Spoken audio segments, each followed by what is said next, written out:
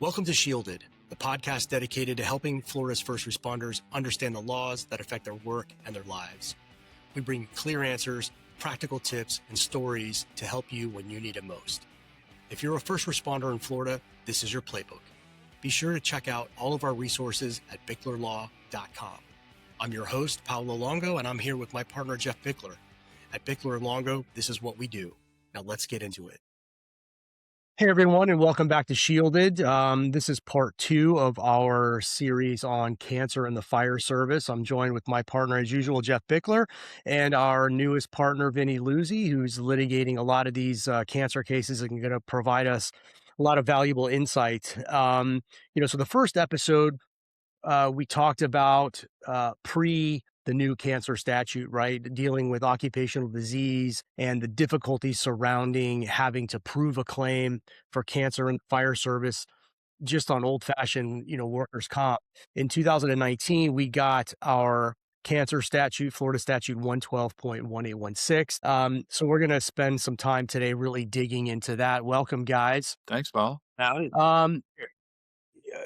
Jeff, this is right up your alley, right? Why we got this statute, what was it intended to do, how did it come about? So we'll let you kick off with that. Well, the history is very interesting, and I think there has been a feeling, of course, that occupational disease claims are incredibly difficult to prove in Florida, right? And that's been really the case since, at least since the 2003 legislative changes, maybe even before that. Our statute really tightened down when you could even make a claim for occupational disease. So most practitioners felt it was practically impossible to bring these claims. And I think we talked about this last week a little bit. The medical science has continued to evolve over the course of 10 and 15 and 20 years around fire service cancer. There was, interestingly, a case that Judge Skulko, I believe, Vinny, you may know that case because of the Katab matter, did rule in favor of a firefighter in Orlando on an occupational disease theory. And it was just kind of an outlier that nobody really paid much attention to it. I don't think that there was an appeal taken.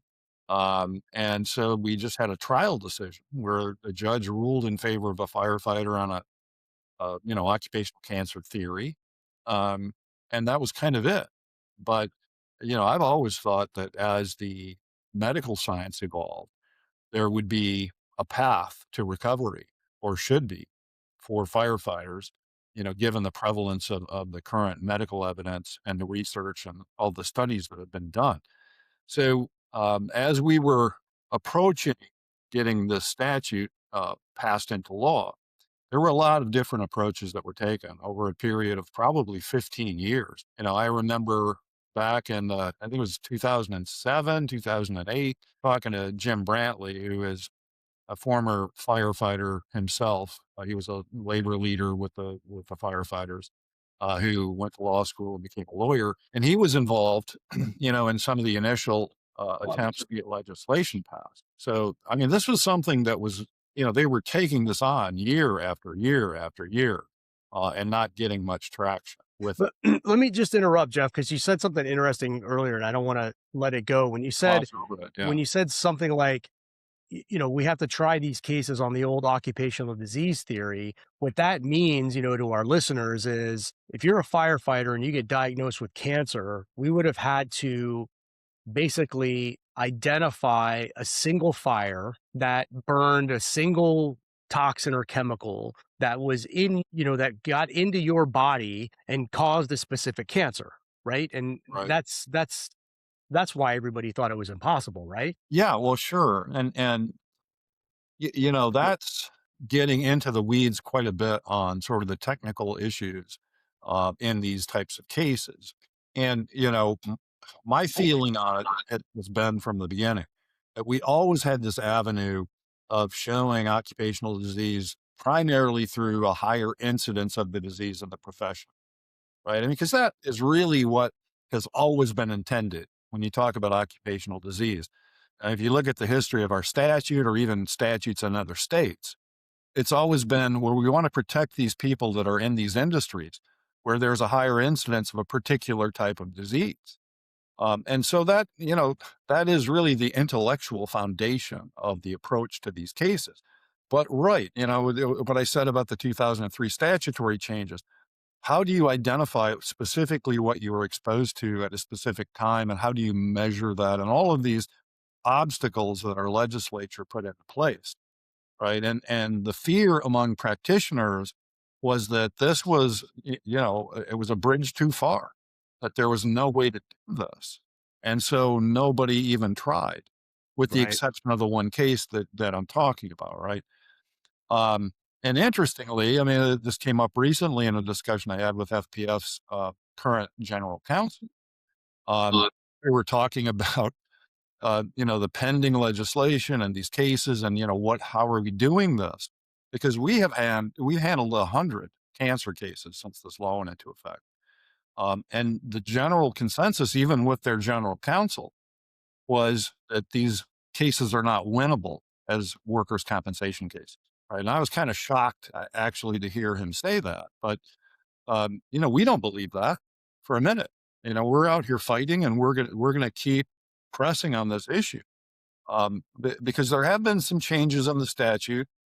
And, there's an argument, and this deals actually with another statutory provision about the burden of proof with regard to occupational disease and exposure claims. And that particular provision is not in the cancer bill. Interestingly, it's in 112.1815, which seems to modify the burden of proof and make it a preponderance of evidence, right? So a lesser burden. And there is an argument there that it's a standalone burden, that, we're going to actually make that argument in a case that's being tried next week. So, the history of this was one of the firefighters pushing and pushing and trying to get, I think, what we would have considered a traditional presumption in place, right? So, Right. Like the heart bill or. yeah, like our heart bill, right? And what ended up happening was, they got to a point in their negotiations and thinking about this issue where they actually signed off on an alternative to workers' comp. So what you have in our current statute is something that specifically provides that it is an alternative to workers' comp, at least with respect to benefits available at the point of diagnosis, right? And again, it's a fairly complicated legal issue, but what the firefighters did was they said, we don't want our people. Really, the easiest way to understand this is that the firefighters made a decision, the political leadership, that they didn't want these cases to be workers' comp cases. And they did that because they didn't want their people having to go to workers' comp doctors when they had Right. They wanted freedom of choice and choice in medical and choice for medical. And I completely understand that. Right. But in my estimation, there would have been another way to do it, which would have just been pass a presumption that allows for medical choice. Right. And then deal with this honestly as an occupational disease. Instead, what we have is this, piece of this law, this piece of legislation that's being amended, as I mentioned earlier, where it's ostensibly an alternative to workers' comp. So it's kind of an opt out, if you want to think of it that way. I mean, that's a really dirty term, in the workers' comp industry, right? but Opt I've out, always argued in these cases that alternative didn't mean one or the other. right? I always argue that alternative means both. Like they get their own, they get workers' comp benefits, wage loss and all the other stuff, impairment benefits, plus they get the extra benefits, which are the cancer treatment, the cash payment, the health insurance, and all the other stuff. Not Well, as the easiest way to argue that is that nothing is available at diagnosis for an occupational disease, right? I mean, right. we know that we have to have a disability. So, that's kind of it's again, a very technical legal issue, but you can certainly maintain that this is what you get as an alternative to comp at diagnosis because you haven't had disability yet. And then at the point of disability, you would have an ongoing potential workers' compensation claim, right? Now that is an issue that has not been litigated yet, but what has been litigated is the death benefit. And we know right? That the death benefit under workers' comp is available by virtue of the Siena decision. So yes, it's the cancer death benefit, which is 75,000, is not an alternative to the workers' comp death benefit. You can get both. And Right. that's clearly what the court said. But, just to kind of round off the point here again, there was a political decision made that, we were going to do something that was going to be outside of the comp system, and, provide this arguable alternative benefit at diagnosis so that we could maintain medical care. And in all candor, I don't think anybody in political leadership understood the way the statute would be read, right? Because I heard a lot of people saying at the outset that our theory was wrong on the death benefit, that there was not even a way you could make a claim for the workers' comp death benefit. If they paid the 75,000, then that was the end of it, right? And that was what was argued for years until Siena was ultimately decided. Right. So then yeah. we end up with this statute 112.1816. So Vinny, what does it give us, right? What do we have? Yeah. So first of all, you got to be a full-time firefighter, as the statute says, on diagnosis of one of the 21 listed cancers in the statute. So those cancers were kind of backed by studies that I think we mentioned in the first episode last week on the cancer bill. There were these studies that showed that certain cancers had much higher rates in the fire service versus the general population. And so they listed out 21 of the cancers that they felt were seen mostly in fire service. So assuming you have one of those diagnoses, you're a full-time firefighter, then you could be eligible for a one-time payout, $25,000, and out-of-pocket expenses for medical treatment, which include co-payments, deductibles, and things like that. But in order to qualify for those two benefits, you have to not use any tobacco products for 5 years before diagnosis. You have to be continuously employed by your current employer for 5 years prior to the diagnosis. And you cannot have any type of employment that has a higher risk of cancer for the 5 years prior to your diagnosis. And so assuming you meet all that, you get the 25,000 and you get payments of your out-of-pockets like co-pays and right. And just, we litigate a lot of these cases, but are you finding that they're actually, in some of the cases where they pay the 25 and they do the stuff that they're supposed to, are they actually paying the out-of-pockets, right? Are they giving the deductibles and the co-pays? Do you fight over that? Or are they doing that? Because I'm finding, mixed bag with these cases. No, absolutely, because they're using that language, the deductibles, the co-payments, and things like that, where, if you go to get a medication or you go to the doctor and you just pay for it out of pocket, you're not getting reimbursed for it. So they're giving a lot of pushback for that unless it is actually processed through the health insurance provided by the employer, and they get an explanation of benefit page from the insurance company that says, here was the copay, here was the deductible, this is what we'll reimburse you. Unbelievable, right? Ridiculous. It is just hoop after hoop after hoop. Plus, not to mention that one-time $25,000 payout is being taxed. Yeah, it's taxable. Yeah.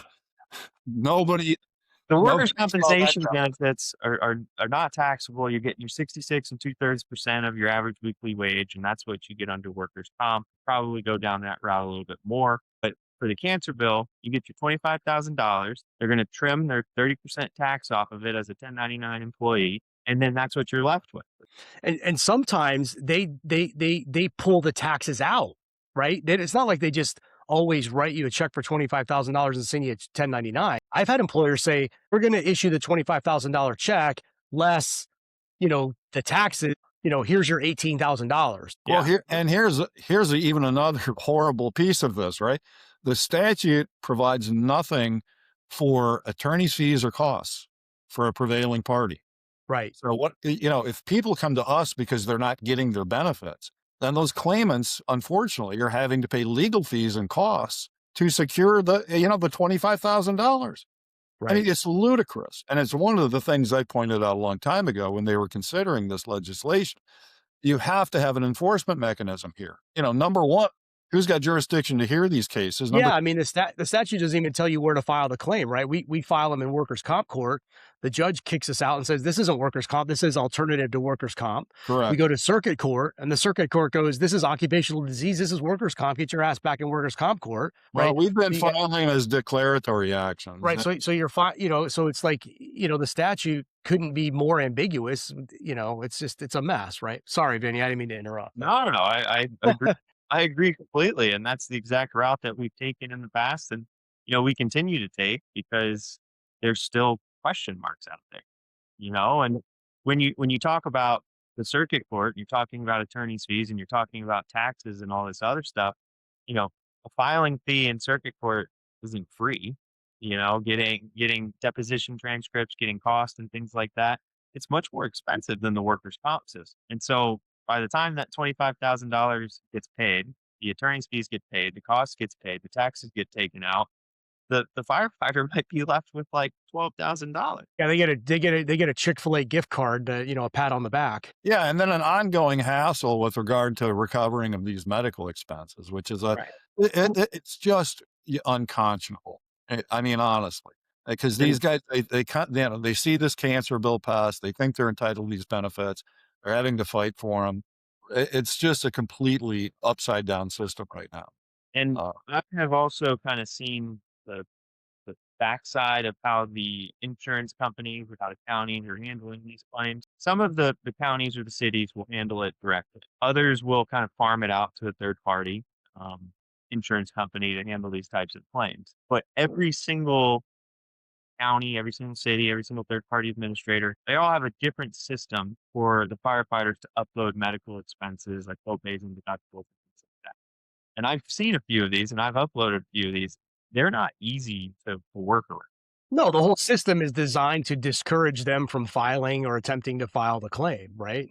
And so even though they're covered under the cancer bill, they're getting all this, it's taken weeks to upload a copay and it's not processed correctly, or it doesn't have an explanation of benefit. And so it's going to take a couple more weeks.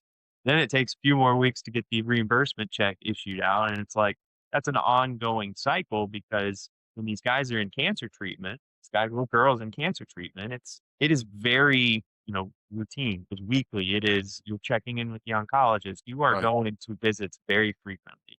And so you are constantly uploading these documents. How much stress does that add to the whole equation? Right. It's not bad enough that you're dealing with this occupational cancer problem, but you're a doctor could simply submit their bill to the carrier or to the county, and they pull it and done. Yeah, and you mentioned something earlier too. Oh man, I lost my train of thought. But how this deals with like retirees.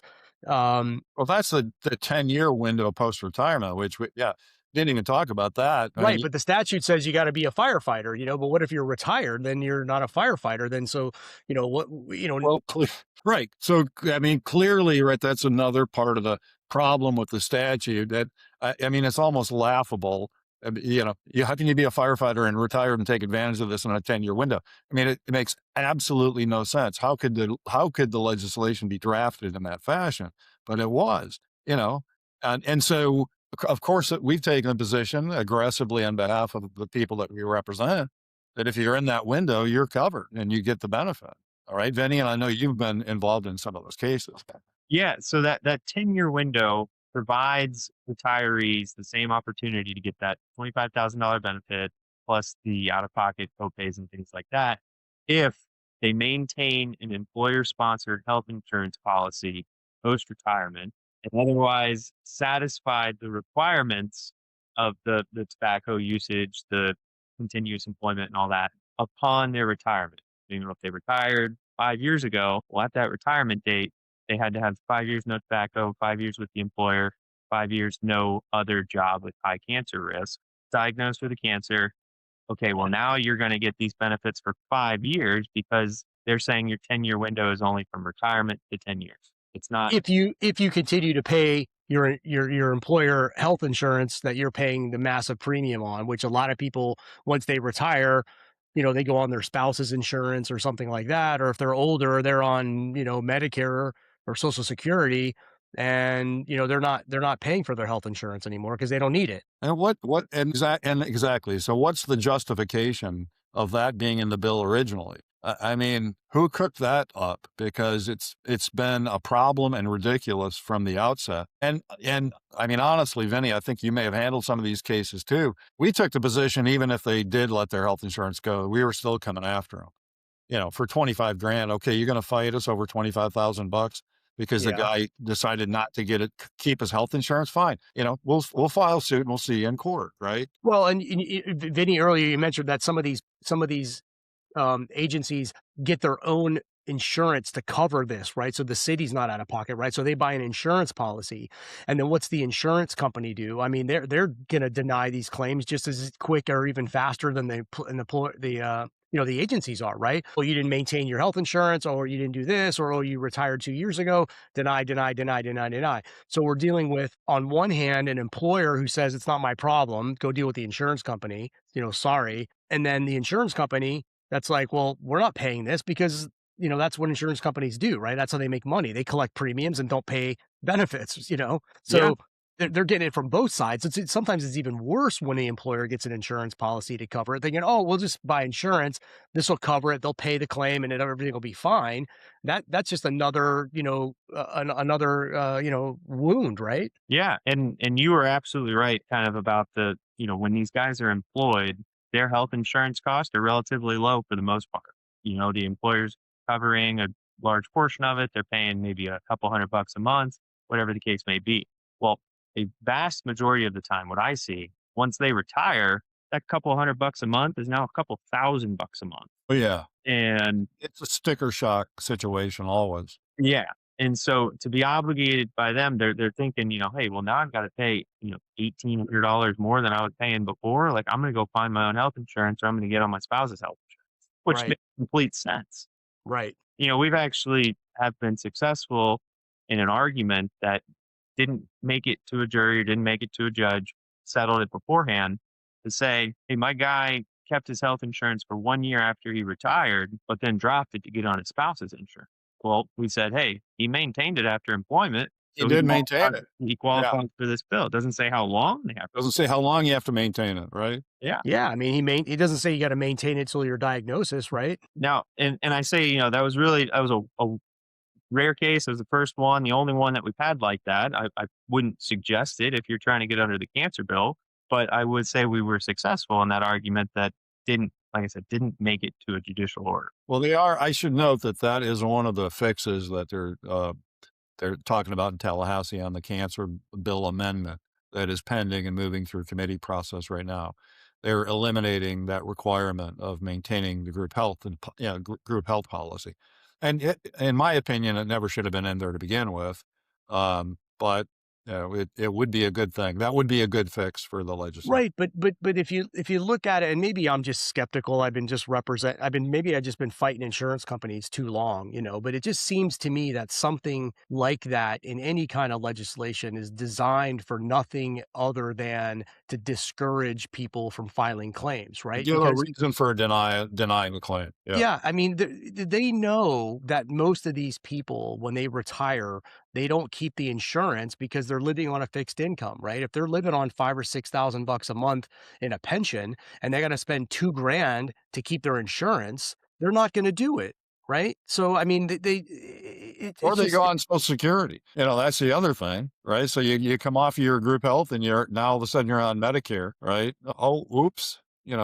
That's not good enough, right? Right. I mean, it's just, and again, maybe I'm just too skeptical, but it just seems like that the whole point of that was, let's just make as many hoops as possible to discourage people from wanting to do this. I mean, it just seems like such a complete nightmare for, talking to our clients that are having to deal with this stuff. It's like they're doing all this stuff for $25,000. Like, it's not even worth it. Right. Yeah. And on the skepticism side, I would even add that it's an employer-sponsored health plan that you have to maintain. So the employer-sponsored health plan was paying for the cancer treatment all along. The only thing that you're getting reimbursed for is maybe a $50 copay or your deductible or whatever the case may be. And so if you maintain that, nothing changes in terms of cost to the employer. The only thing that changed in cost was your $200 premium to your $2,000 premium. Right. Which the employer doesn't get the premium anyway, so there's no benefit to them, right? Yeah.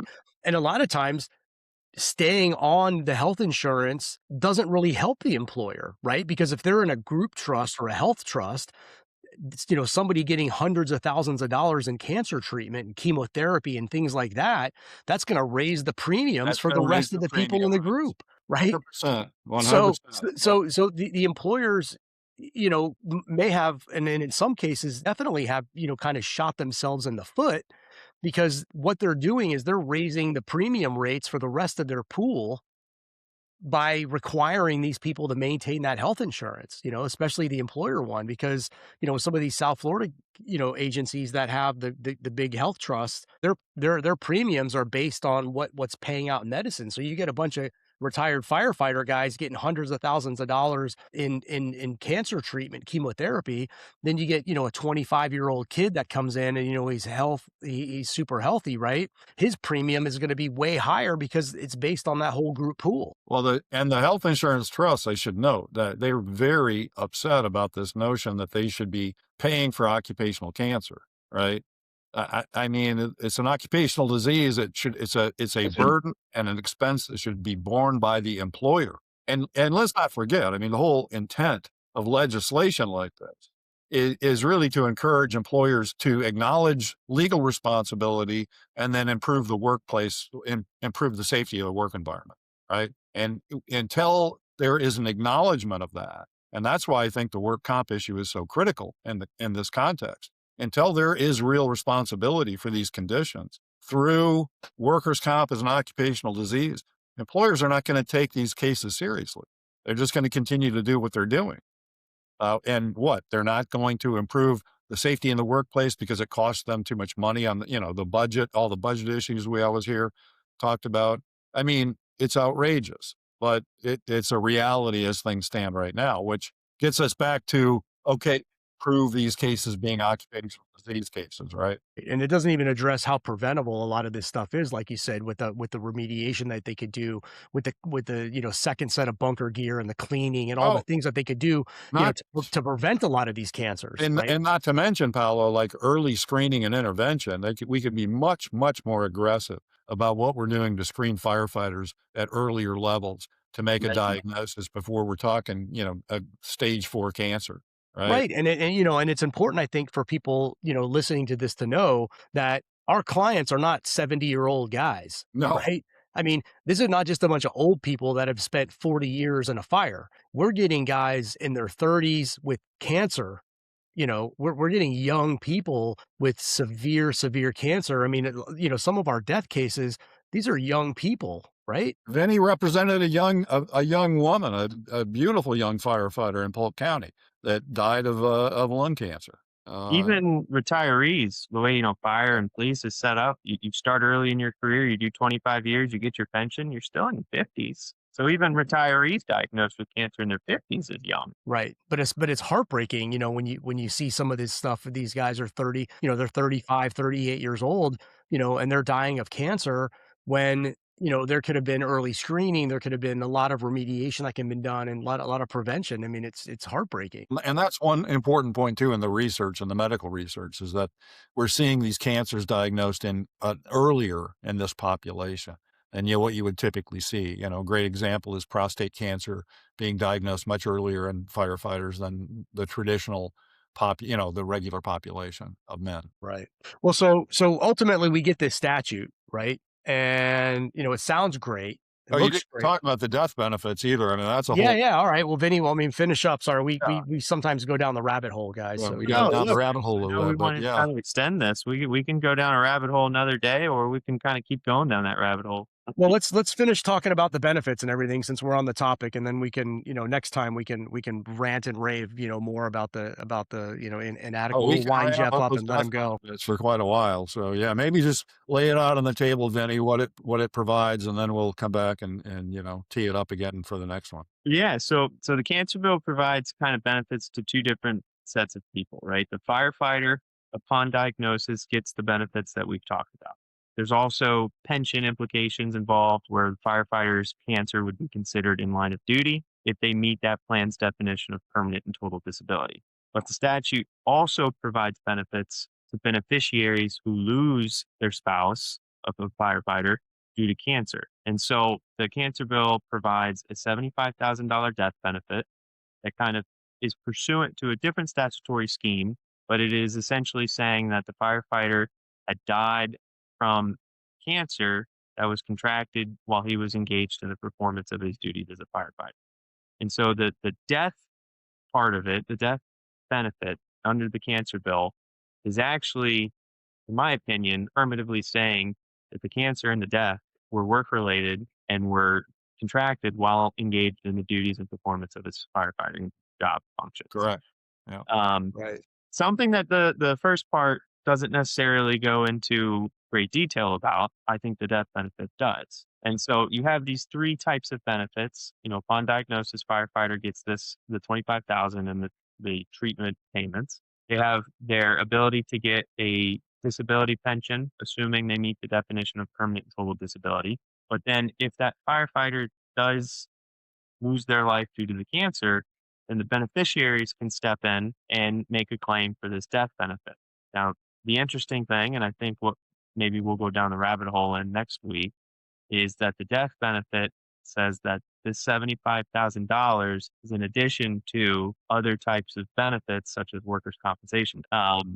And that is actively being litigated right now. Well, yeah. And I mean, that's a great point, Vinny. We can talk at length about this issue because we're trying the Kateb case next week, which is the first big occupational cancer case where they have paid the $75,000 death benefit, but are refusing to pay the workers' comp benefit. And so we're going to the merits on those arguments. So it'll be a great opportunity to talk about that with you coming out of that trial, kind of having a sense of, what the arguments were, how they were received by the court, all of that stuff.